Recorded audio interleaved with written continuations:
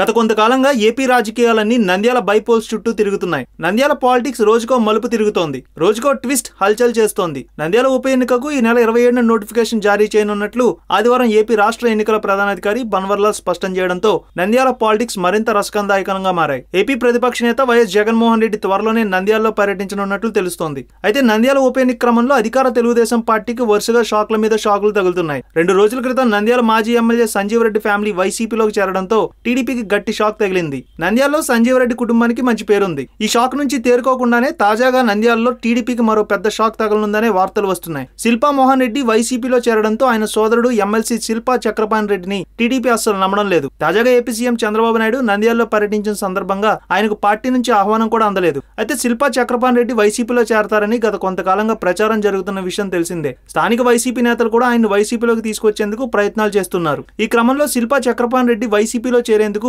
ఒకే చెప్పినట్లు తాజాగా విశ్వసనీయ వర్గాల నుంచి సమాచారం అందుతోంది. గత ఎన్నికల్లో శ్రీశైలం నియోజకవర్గం నుంచి ఎమ్మెల్యేగా పోటీ చేసిన చక్రపాణి రెడ్డి వైసీపీ నుంచి పోటీ చేసిన బుడ్డ రాజశేఖర రెడ్డి చేతిలో ఓడిపోయారు. దీంతో చంద్రబాబు ఆయనకు ఎమ్మెల్సీ పదవిని కట్టబెట్టారు. టీడీపీ ఆపరేషన్ ఆకర్ష్ దెబ్బకు బుడ్డ రాజశేఖర రెడ్డి టీడీపీలో చేరడంతో అక్కడ వైసీపీ అభ్యర్థి ఎవరూ లేరు. దీంతో వచ్చే ఎన్నికల్లో శ్రీశైలం ఎమ్మెల్యే టికెట్ చక్రపాణికి జగన్ ఆఫర్ చేసినట్లు సమాచారం. ఈ వీడియో మీకు నచ్చినట్లయితే లైక్ చేయండి, షేర్ చేయండి. మరిన్ని అప్డేట్స్ కోసం మా జనహితం టీవీని సబ్స్క్రైబ్ చేయడం మాత్రం మర్చిపోకండి.